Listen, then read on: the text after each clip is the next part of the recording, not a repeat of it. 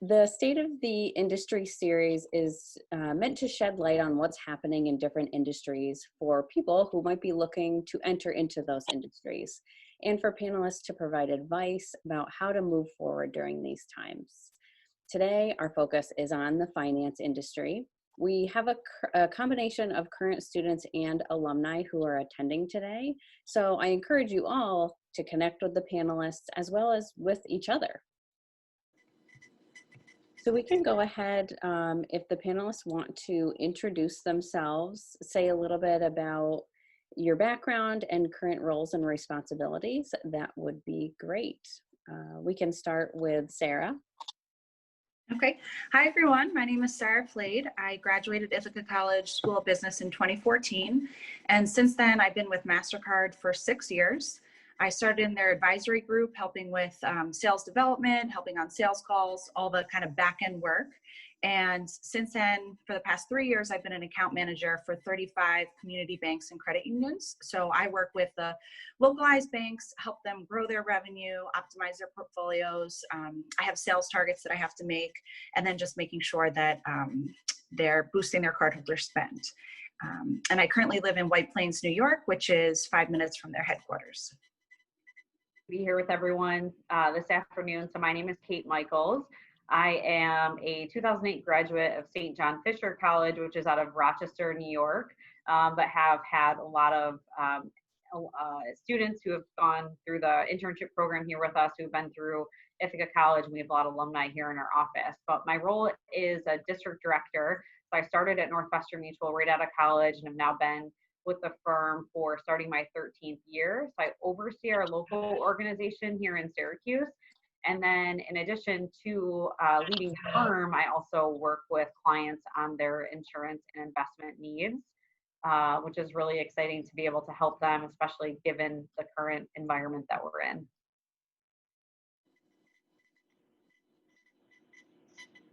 Thank you so much. Miguel.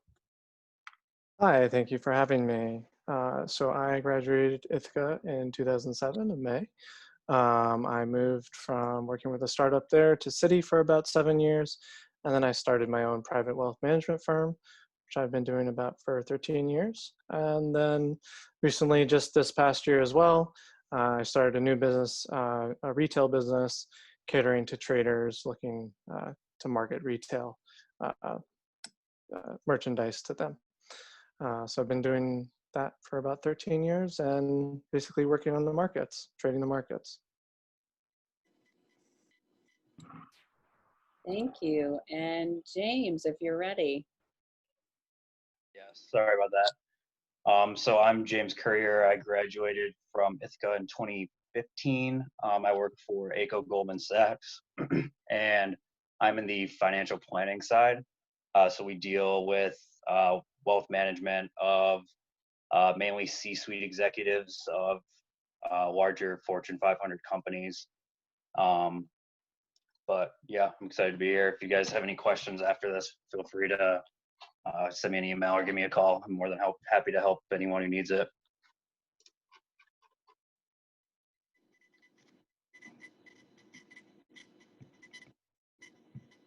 Great. Thank you so much, James. And I'm glad you're able to join us. Sorry for the technical difficulties. No, I'm sure it was my fault. The best of us. So I guess our first question for the panelists, Sarah, if you want to, I was having a ton of connectivity issues either. Don't worry about it. So our first question for our panelists, and Sarah, we'll have you go ahead and get started, is how has your company maybe what's going to stick around permanently? Sure. So my industry, we're in the payments industry, which is actually like technology fields, and we support the financial institutions. So we've kind of seen a decrease in spend and decrease in revenue for a lot of the institutions because in March, April, people stopped spending. So they were worried about the pandemic, stopped going to stores, restaurants, traveling. So spend definitely decreased, but it shifted to e-commerce. So what Mastercard has seen is that a lot of spend has been going online as well as through digital wallets, and people are shifting spend from cash to spending with their card because they think it's, cleaner and safer. So they're doing contactless transactions, which is tap and go, using digital wallets, and then click to pay online. So Mastercard really hasn't struggled too much because the spend has just shifted, and we still get that benefit of spending just online. And we do think that's going to be a permanent change. As for the banks and credit unions, they kind of halted on their marketing campaigns because they didn't want to promote spending if people felt uncomfortable doing so. So that was kind of one thing. And now I'm doing a lot of business reviews with them to try to see how do they boost spend for year end and make their way into 2021. A lot of restaurants have opened back up, so people are going to start in the next 2 weeks. We're expecting spend to really increase again. But we do see the industry just kind of changing a bit of going from in-person to online sales. Great, thanks, Sarah. Kate, would you like to go next? Sure. Yeah, I would say that there's a couple of observations that I've made specifically around personal financial planning. I think we as advisors or people in the industry, we're always willing to work with anyone and everyone all across the country based on whatever our niche market is. But I think typically the public was a little bit more trepidatious around, doing things like Zoom meetings or talking around their personal finances virtually. But of course, we were all forced to be into this environment all at the same time. So I think it's just expanded the ability to be able to help people in all corners of the country. And again, not having barriers around geographic locations of where you can go seek financial advice and guidance. So that would be one of the observations that I've made. I'd say the other one is just the company adapting to more of a virtual environment. So I think the financial services industry in general has been a little bit slow to integrate a lot of technology, especially on our end when it comes to people applying for insurance or doing rollovers.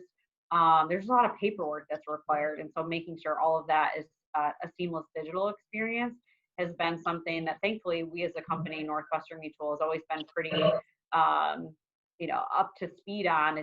It's allowed that to be more integrated in all areas of our business. So just integrating more technology to have it be easier for the clients to do what they need to do with less hassle.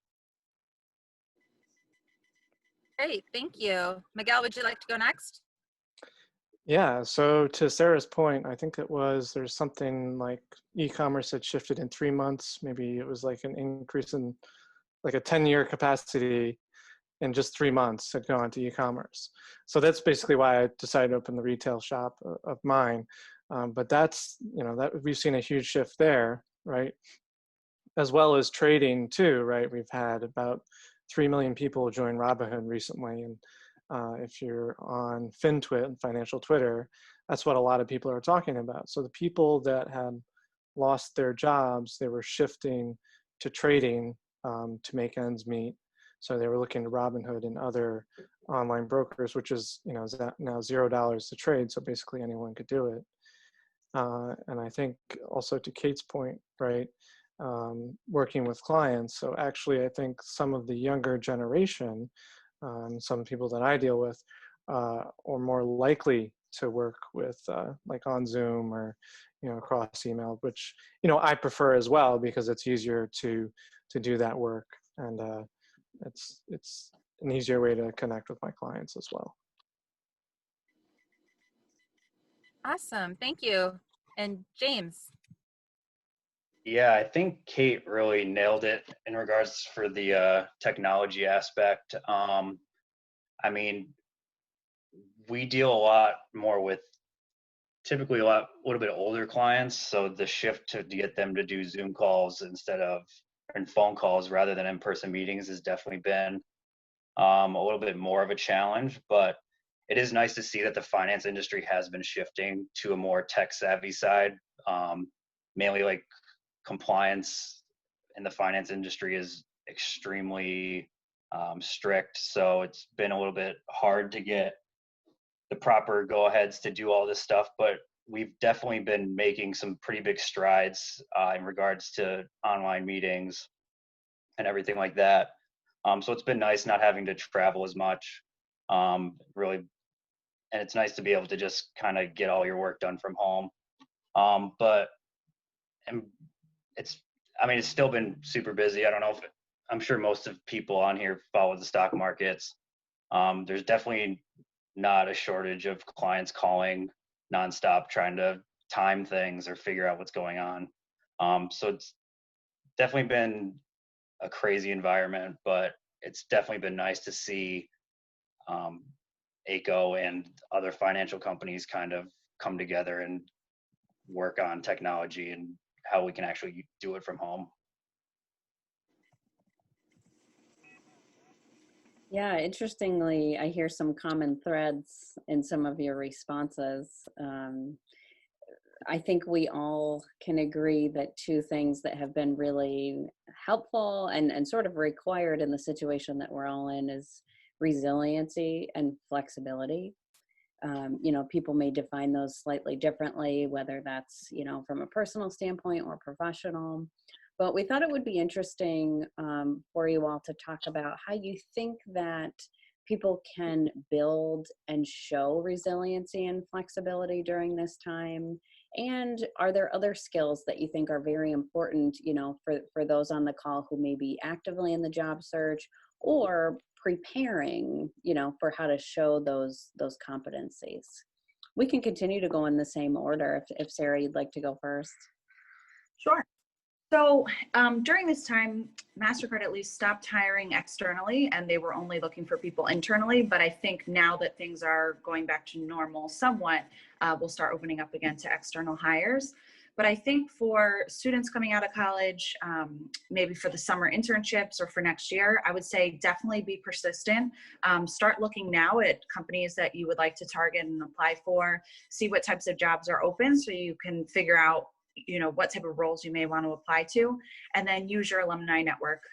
Like myself, feel free to add me on LinkedIn afterwards. We can have conversations and talk about, ways to improve your resume and things that you can do this year to prepare yourself for next year. I think persistence is key, as well as the ability to adapt. So having that agility to kind of change gears and work with the changing economic environment. So in interviews, things where they ask you about, when was the time that you had a challenge and how did you overcome that? I think those types of questions are important to show how you were able to adapt to changing environments. But definitely, I think things will get better come the summertime when you start applying, but it is very important, at least for, with my company, they start looking like 8 months in advance of that summer for internships and new hires. So start building those connections with people and make sure that you hit the deadlines, because I know, at least when I was graduating, a lot of people were struggling, a couple months before graduation to apply, and a lot of the bigger companies had already filled roles. So definitely stay ahead of the game for that.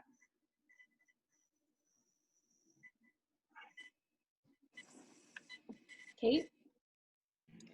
Yeah, that was really great advice from Sarah. I think, when I think about resiliency, there's a couple of things that come to mind for me. I think one is naturally, as a culture, we've kind of become accustomed to not being inconvenienced, and certainly everything that's transpired has been a little inconvenient. So how can we make sure that we're not using this as a crutch or rationale or excuses as to why we're not choosing to take action and move ourselves forward, whether that's our personal development, whether that's going out there and continuing to find maybe something part-time if a lot of your classes are virtually, and you can't necessarily find an internship wherever you're at, going out and figuring out how you can better yourself. Again, if you're stuck because maybe internships aren't available, can you go out and do some research or read some different books, or learn a new skill, or again, get a part-time job. Like, figuring out how to take action during all of this time, I think, is going to be something employers are really looking for, versus, hey, all my classes went virtual, so I just I made the most of spending time with my friends, and therefore what that tells me is you're kind of ignoring some of the rules or regulations, or maybe weren't taking the time that you had for betterment. So for me, it's create action and do something to move yourself forward. So that would be some of my advice to build during this time, and focus on, again, being inconvenienced. And yes, we're all inconvenienced right now, but how can you use that to build up that muscle of resiliency but also be looking for ways to create value. So again, show what you learned during this time. You know, here's what I learned about myself. Here's what I learned about my industry. Here's what I learned about, you know, a profession that I want to be in. So the more that you can speak to that and provide examples, I think is going to be really, really helpful during this time. Because as the old adage goes, right, the only thing constant is change. Or the only thing changes is change. So how can you make sure that you're showing individuals, to Sarah's point, you can be agile, that you're not going to let some of your external environment dictate how you live your life.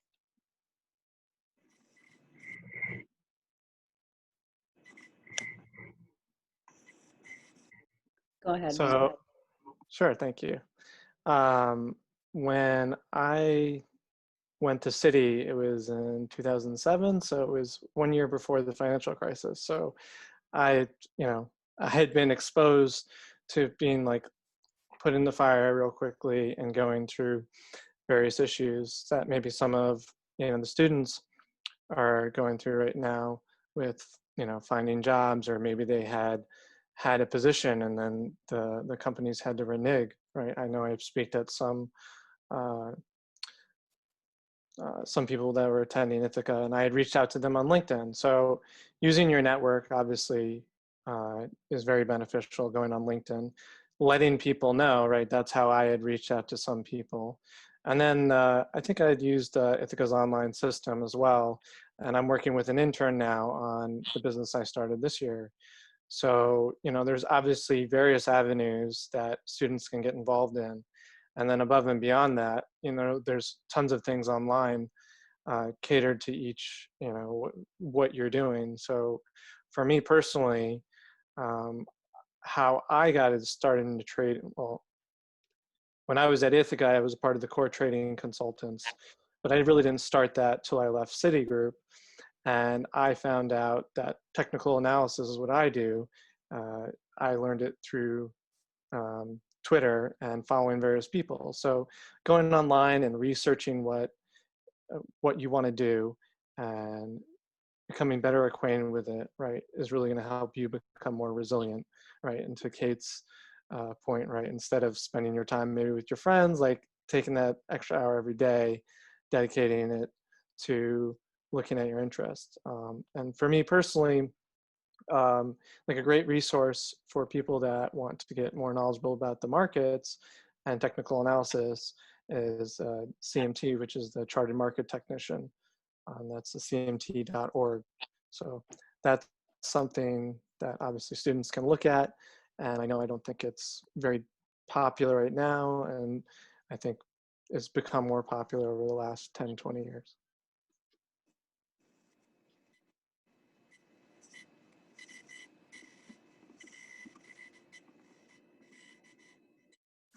James, do you have anything to add?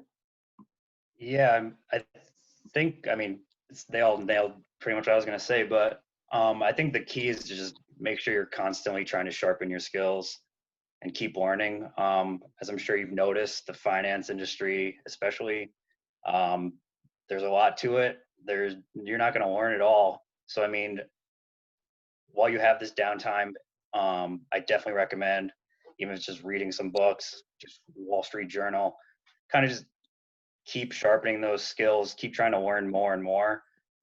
If people are interested in the like financial planning industry, most places are going to require you to take the series SIE.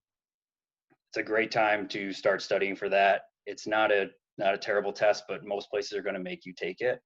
So I mean, that's a great way to boost your resume. Just employers seeing that you're willing to take the initiative before even asked, to kind of try and stand out from the others. And there are still companies that I know are doing some internships, like Ayco. We just did a 5-week virtual internship program. And I know that was a great opportunity for people that I've spoken with that were in that. So I would just keep your eyes open, be persistent, just because there's not a job open. If you see a company that you're interested in, find someone on LinkedIn. I'm sure most people that I've talked to on LinkedIn are always willing to kind of give you insight, help out. So don't be discouraged if you don't see a job or internship opening. Just feel free. I know at least for Ayco, or I know a bunch of other companies, feel free to just reach out and be persistent, because once that is available, I'm assuming you'll be one of the first people that they reach out to. But yeah, those are my suggestions. Just don't just sit there and do nothing. I would just constantly try and better yourself. Thanks, James. Excellent points from everybody. I also just want to make a play on what Miguel mentioned previously about being involved with the CTCs, which are core trading consultants. Along, with, reading books, picking up the Wall Street Journal, keeping yourself busy, starting some of those exams, right?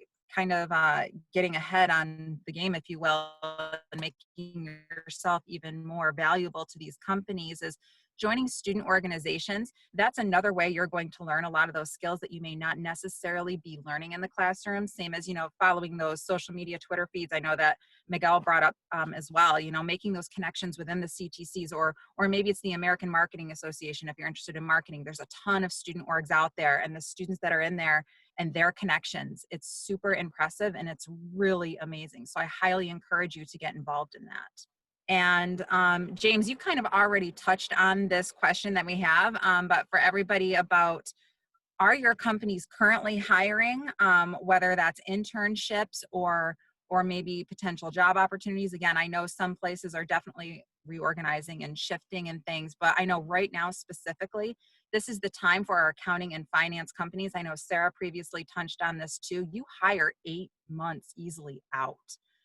So I know right now our finance and accounting firms are definitely in touch with us. Cheryl and I have been working with a variety of them over the summer. We have a bunch lined up for September, some information sessions so they can talk about the companies, a little bit of background, their opportunities, and posting those opportunities in Handshake for our students to start applying for and asking questions. So along those same lines, is that something your companies are looking to still do? I know given everything going on.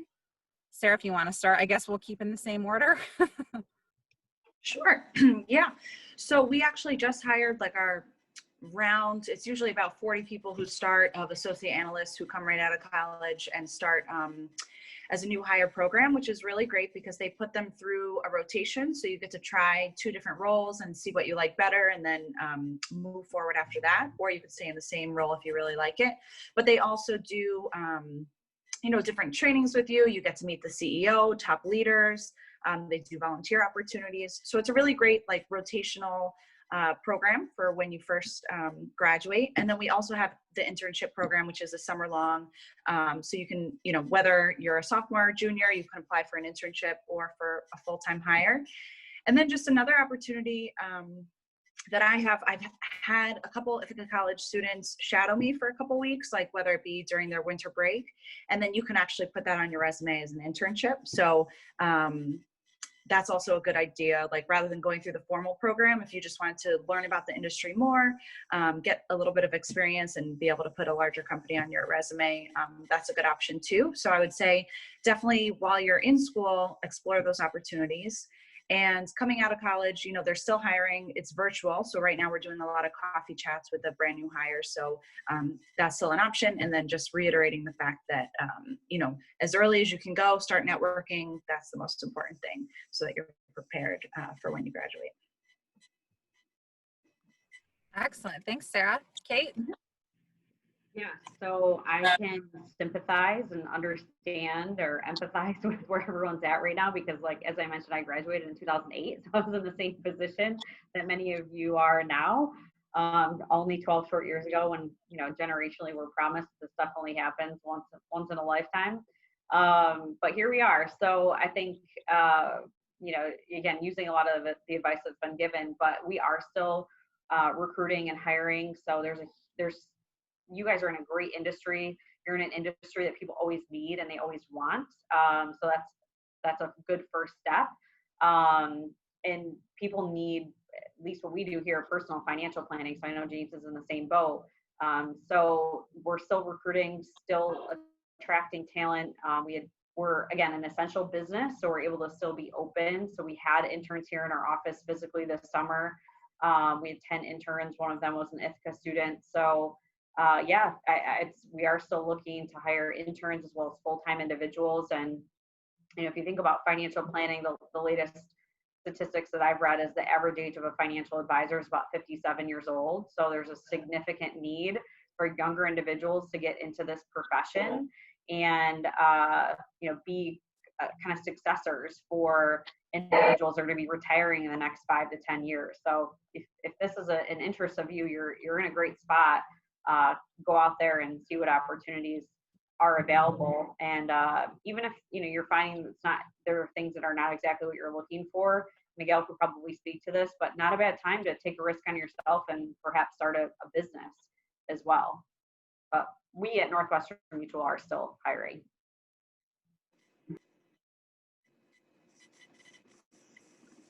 Yeah, no, that's a great point, Kate. I thought that obviously that with the shift in e-commerce, it was a good time to start an online business. And having said that, I'm working with an intern at Ithaca right now on the web design, and I'd be happy to look at, someone that's looking at a marketing internship or social media manager internship to help grow the business. And anyone that's looking, I'm obviously, helpful, or I'll look at the resume and see if I can pass it along, or, put it on LinkedIn as well. I've reached out to some other people at Ithaca and tried to see if I could help in any way. Great, thank you. And James? Yes, I know Ayco we're hiring. Like I said, we did do a 5-week virtual internship program. That was the first time we've ever done it, and it got a lot better reviews than I think anyone was expecting. So I think they're going to try and do that for as long as they can until all this is over with. So I know that there's a few intern spots available. And we're definitely hiring full-time employees. We've been just as busy as ever, which is weird to say since it's been so crazy. So there's definitely plenty of jobs out there, especially in the finance field. There's no shortage of spots at Ayco. So I would definitely just reach out if anyone has any questions, or if you want to send me your resume, I'd be happy to send it to our HR team. But yeah, it's just like, Kate nailed it. There's just so many spots available for the financial planning industry. It's just as busy as it was before.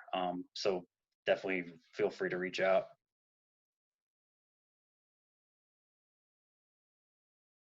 Start. I guess ongoing. So I manage 35 banks and credit unions. So it's a good portfolio, and it's a lot to manage from time to time because they all want different things, different contexts, and they have their own struggles. I would say for my biggest accomplishment, one of my main goals is to keep the Mastercard because they have the option to go Visa, Amex. So I did this year 2 renewal agreements for them to be Mastercard for another 5 or 7 years. So that was kind of one of the largest sales I've made because it'll make us millions of dollars. So always like making a big sale like that. So that'd probably be my biggest accomplishment.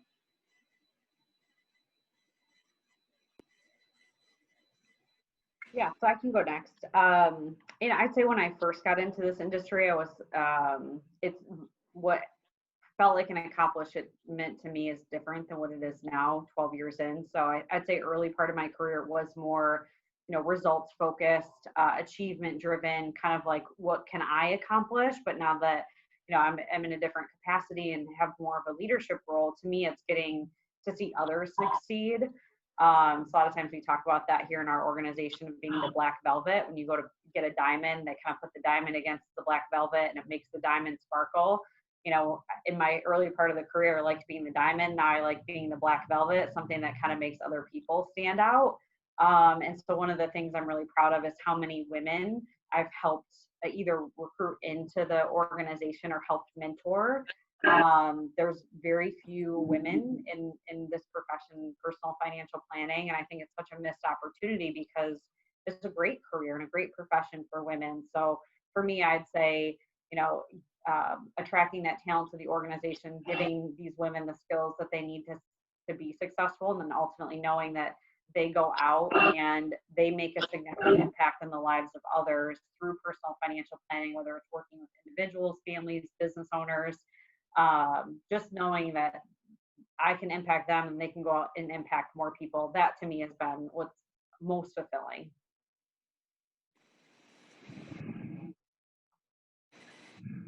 Yeah, so for me, it's a bit different because I think, managing my own portfolio and managing clients. So just making sure I keep them on track, especially coming into the pandemic, we were, I was looking for the market to come down, and then we got into the market during the pandemic. But from last year, I'd grown one of my portfolios from, basically 465%.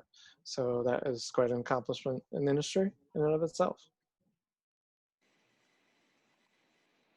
Yeah, and then for mine, I've only been out of school for 5 years. So when I first graduated, my biggest accomplishment was just passing all my exams, which was huge. And then it's just been gaining more knowledge, more confidence. So now I'm able to run my own meetings. I feel like I have the knowledge and confidence to talk to clients about complex issues, whether it's macroeconomics or just specific investment ideas. So I think for me, that's what it's been so far, is just kind of being able to advance my career and feel more confident in doing everything, and just being able to talk to these clients who are substantial, who could be older or whatever. It's just a good feeling to know that they respect my opinion and they can trust what I'm talking about. Yeah, I love how different those responses were, which of course is very reflective about how people define, success or achievements and how that changes over time. So I think that was a great question, Victoria. And to our panelists, sometimes a hard question to respond to. As I was thinking about it for myself, it can be a tough question, but you've all obviously done a really nice job of reflecting on those things as you've continued forward, which is super cool.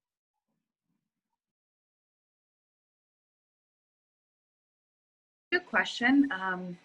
I think for me, I didn't even know like an account manager position was a thing. So I was a finance and marketing concentrations, and I always thought, okay, it's going to be financial planning or being marketing, and promoting products and things like that. But I didn't realize that within each company, there's account managers who are relationship managers for clients. So I think it would have been good to know what other types of roles there are than your typical one that you think about.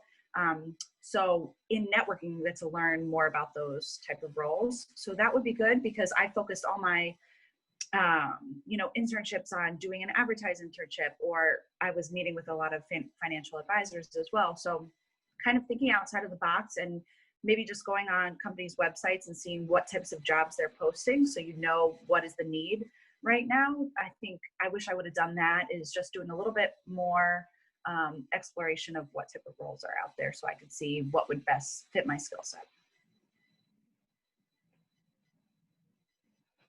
Yeah, I think I have more of a two-part answer to this. So I was a communication major. I had no idea that I was going to end up in this industry. I'm certainly very glad I did.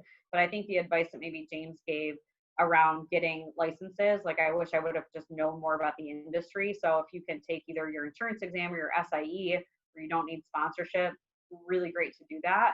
I'd say kind of on an opposite approach to that is, really kind of knowing more what you want out of a career and a position, and gaining clarity on whatever your personal or professional vision is, and what are some of the elements of your personal development plan would be. I think clarity on that is really, really important. Certainly whoever is your manager, your leader, your direct supervisor, they're going to care about you, but nobody can care more about your personal development and career than you. So doing as much reflection and kind of digging into, okay, what is it that you're really passionate about and where do you want to go? So spending some time working on that, I think everyone can benefit from. Point, Kate. I think that like when I went to Citigroup and I realized how big it was, I used to do the human capital management reports, and there's over 250,000 people around the globe that work at Citigroup. So it's just, it's huge banks. So there's a lot of opportunities everywhere. and you shouldn't limit yourself to one part of anywhere, the bank. And then once you start learning, you just need to research on what fits you, because there's really a lot of opportunities, and there's a lot of opportunities to move around as well. Once I got to the bank, I went to, 3 different areas of the company. So there's definitely lots of opportunities, and make sure you're researching on what you really want to do. And don't be afraid to work at smaller companies, right? I worked for a startup when I was at Ithaca, and then I started I've started 2 businesses myself as well. So there are the opportunities, and there's smaller companies to look at too, if that's something that works better with your own personal philosophy and your personality as well. Thank you. Yeah, for mine, I guess it would just be, no one expects you to know everything when you graduate. So always ask questions. I know when I first started, I thought it was going to be cutthroat, everyone for themselves type of deal, but you will learn quickly that all these other employees are in the same boat as you, and sometimes the best way to do things is to collaborate, and kind of work as a team.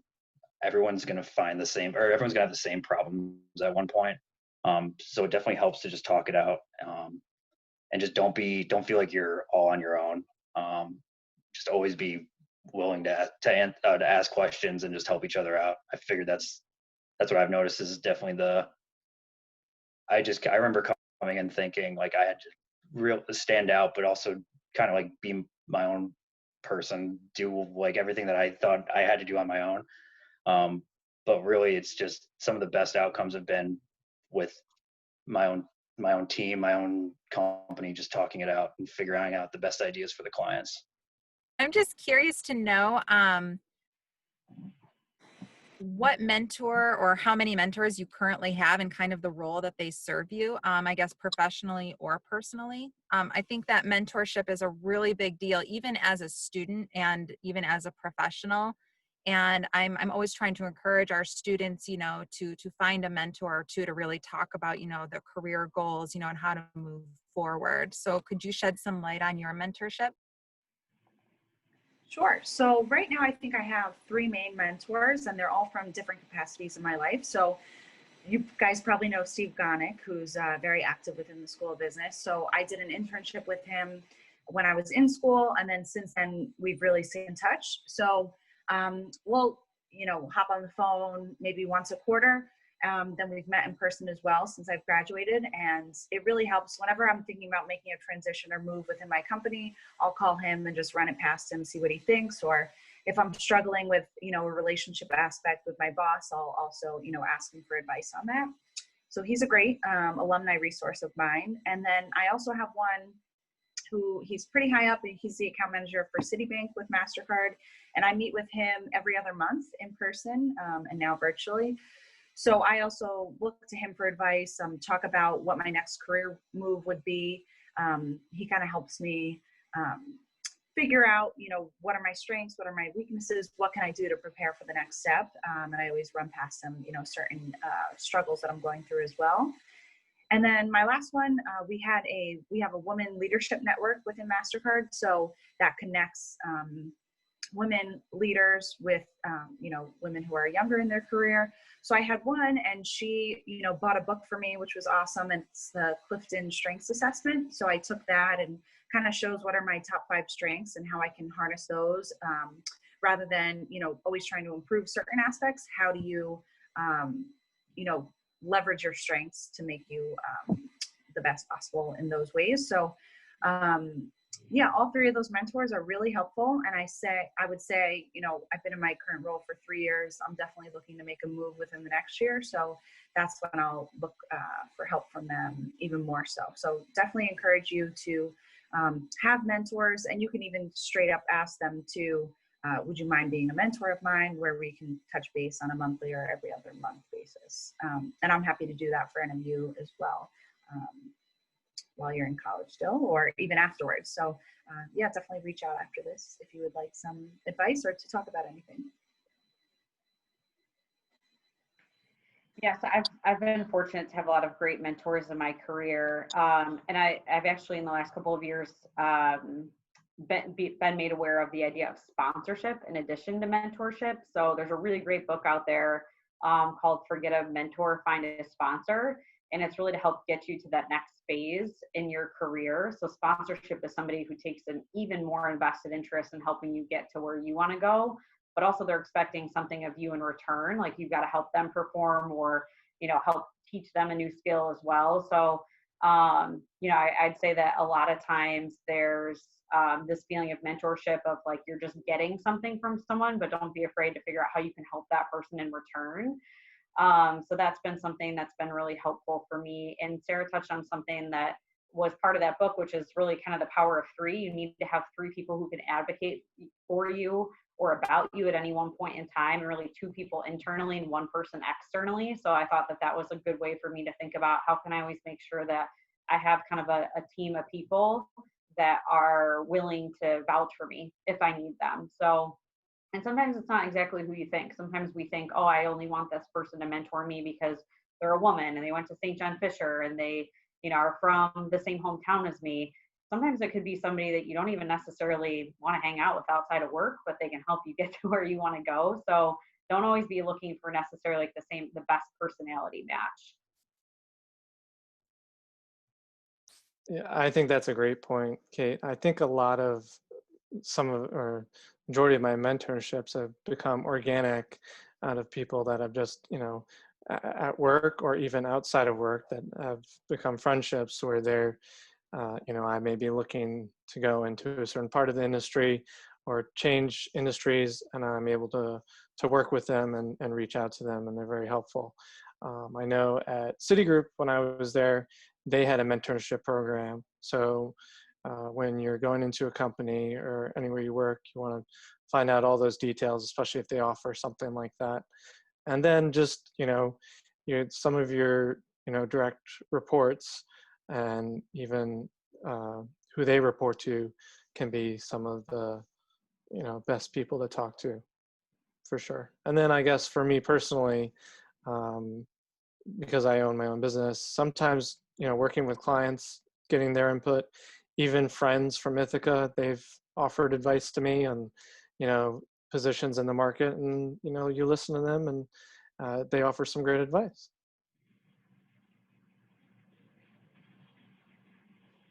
Yeah, I think everyone kind of said what I was gonna say. It's a lot of places have their own mentorship or mentor programs like Ayco does. So I have a mentor who's like a senior executive kind of role, and he's been super helpful, just kind of pointing me in the direction of like what I should be looking at, and kind of helping me with my career.